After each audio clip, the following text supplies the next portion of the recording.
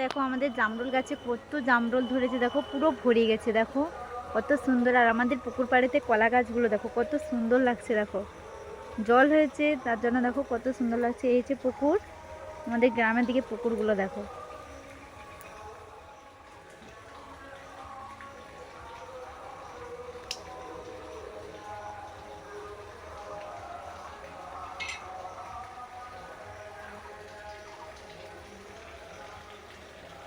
বন্ধুরা দেখো এই কাঁকড়াগুলো করেছে, কত সুন্দর কাঁকড়াগুলো দেখো। এইগুলো দিয়ে আজকের আমি তোমাদের রেসিপি দেখাবো, ক্যাংড়া ঝালের রেসিপি দেখাবো, নতুন ধরনের একটি রেসিপি।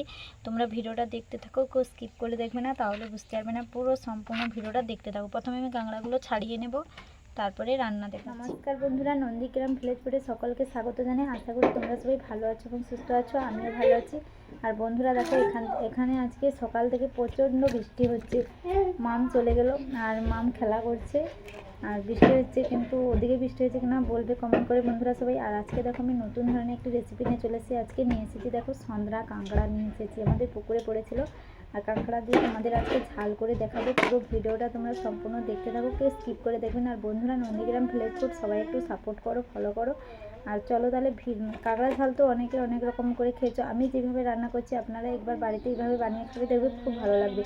চলো তাহলে নতুন ধরনের একটি রেসিপি তোমাদের দেখাচ্ছি, দেখতে থাকো, স্কিপ করে কেউ দেখবে না, পুরো ভিডিওটা সম্পূর্ণ দেখতে থাকো। আর ভিডিওটা ভালো লাগলে বন্ধুরা প্লিজ লাইক এবং শেয়ার করতে ভুলবে না। কাঁকড়াগুলো তো ভালো করে ধুয়ে নিয়ে ছোটো ছোটো করে কেটে নিয়েছি। আজকে তোমাদের আলু দিয়ে কাঁকড়া ভুনিয়া রেসিপি করে দেখাবো, পুরো ভিডিওটা তোমরা দেখতে থাকো, তাহলে বুঝতে পারবে। আমরা তো কাঁকড়া ঝাল খেয়েছি, অন্য ধরনের সব কিছু রেসিপি তোমরা করে খেয়েছি, কিন্তু কাঁকড়া ভুনিয়া আমি এটা আমার ঠাকুমার কাছ থেকে শিখেছিলাম, পুরোনো দিনের রান্না। চলো তাহলে ভিডিওটা দেখতে থাকো। রান্না করার জন্য নিয়ে নিয়েছি কাঁকড়াকে তো ভালো করে ধুয়ে টুয়ে নিয়ে চলে এসেছি।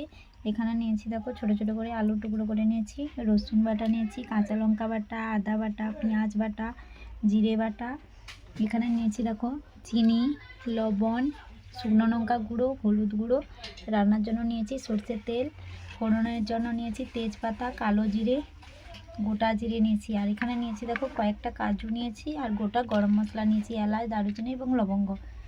আর এখানে নিয়েছি দেখো আমাদের বাড়িরই চালগুলো একটু জল দিয়ে ভিজিয়ে দিয়েছি, অল্প জল এমনি ছড়া মেরে লবণ দিয়ে রেখেছি। এই চালটা প্রথমে ভেজে নেব। কাঁকড়া ভুনিয়া আলু দিয়ে রান্না করার জন্য এই চালটা প্রথমে দরকার হবে। প্রথমে চালটা আমি ভেজে অল্প করে চাল নিয়েছি, অল্প জল ছড়া মেরে দিয়ে লবণ দিয়ে মাখিয়ে নিয়েছি। শুকনো কড়া এখানে উনান তো ধরিয়ে দিয়েছি, শুকনো কড়াটার মধ্যে এই চালগুলো আমি দিয়ে দেব। চালগুলো ভেজে নেব শুকনো কড়াতে। শুকনো কড়ার মধ্যে এভাবে খুন্তি দিয়ে নাড়লে চাল ভেজেগুলো ভাজা হয়ে যাবে। এই চাল ভেজাটা লাগবে। আমি শুকনো কড়াতে অল্প আঁচে চাল ভেজাগুলো ভেজে নিচ্ছি ভালো করে। চচ্চড় করে দেখবে কত সুন্দর ফুটে যাবে। দেখো কত সুন্দর চাল ভেজাগুলো ফুটে যাচ্ছে, দেখো চাল ছিল কত সুন্দর হয়ে যাচ্ছে।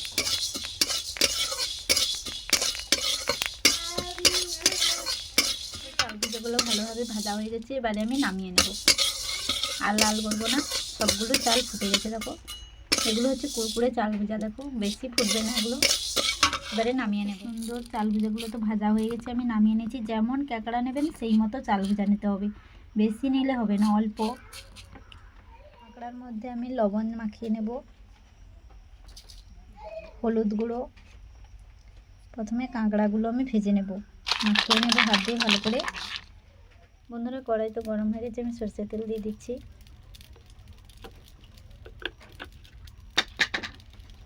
কাঁকড়াগুলো দিয়ে দিচ্ছি, দিয়ে লাল লাল করে কাঁকড়াগুলো ভেজে নেব।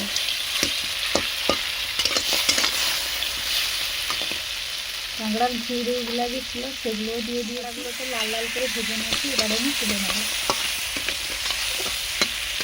ভালো করে ভেজে আমি তুলে নিয়েছি। আলুগুলো ভেজে নেব, দিয়ে দেবো সরষে তেল। ওর মধ্যে ধুয়ে রাখা আলুর টুকরোগুলো দিয়ে দিচ্ছি, ছোটো ছোটো করে আলুগুলো কেটেছি। ওর মধ্যে দিয়ে দেবো লবণ, হলুদ গুঁড়ো।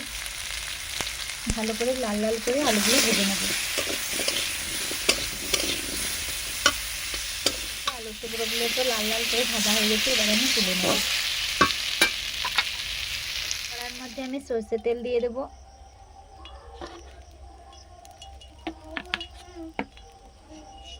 ফোড়নের জন্য নিয়েছি কালো জিরে এবং তেজপাতা দিয়ে দেবো।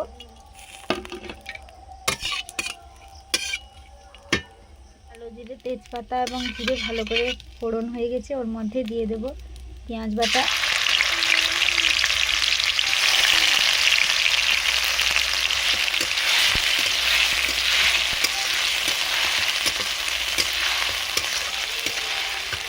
ওর মধ্যে দিয়ে দেবো রসুন বেটে রেখেছিলাম, দিয়ে দেবো।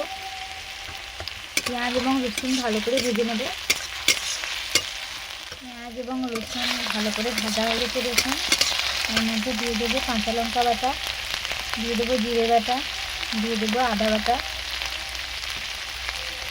দিয়ে ভালো করে মশলা আমি কষিয়ে নেব।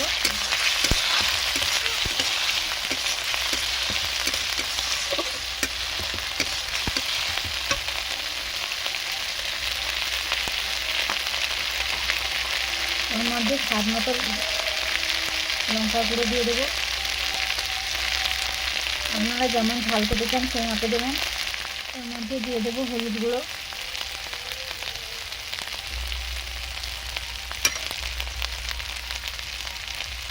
দিয়ে দিচ্ছি লবণ,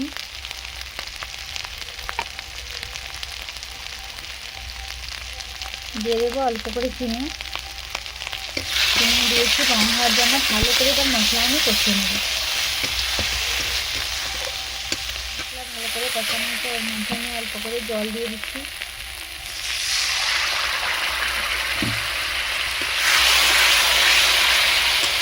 মশলা থেকে যতক্ষণ না তেল ছেড়ে আসে ততক্ষণ কষতে থাকবে। কত সুন্দর মশলা থেকে তেল ছেড়ে এসেছে, ভালো করে ভাজা হয়ে গেছে। ওর মধ্যে আমি ভেজে রাখা আলুর টুকরোগুলো দিয়ে দেবো,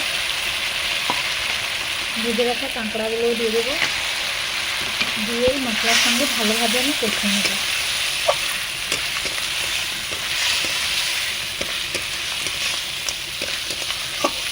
কিছুক্ষণ ধরে এইভাবে মশলার সঙ্গে আলু এবং কাঁকড়া কষিয়ে, আলুর সঙ্গে আমি কাঁকড়াটাকে ভালো করে মশলার সঙ্গে কষিয়ে নিয়েছি। দেখো কত সুন্দর করে, দেখো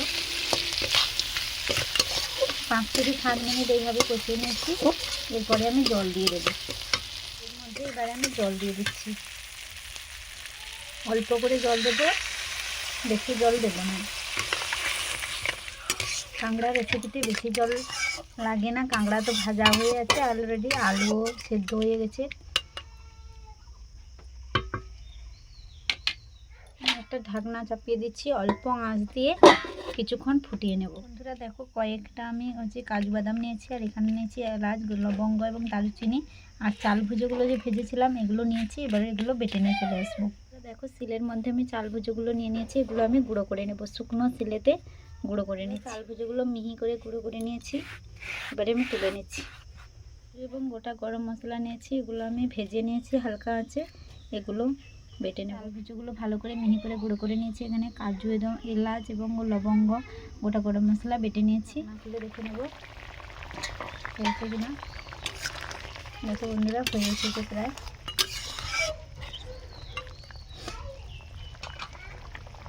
ওর মধ্যে যে কাজু এবং এলাচ বেটে রেখেছি দিয়ে দেবো।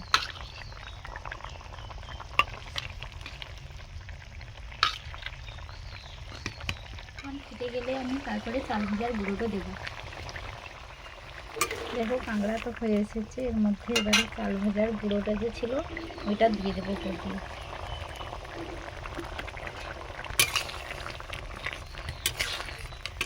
এবারে ফুটে গেলে আমি নামিয়ে নেব।